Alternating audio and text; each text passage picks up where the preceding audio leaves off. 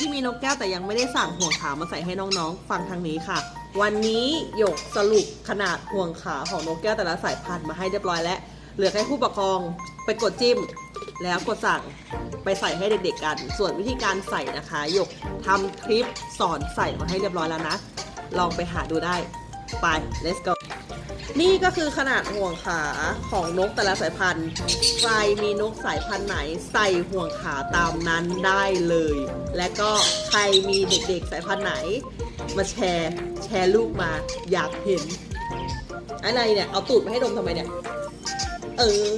นั่นแหละค่ะไปสั่งห่วงขาให้ลูกกัน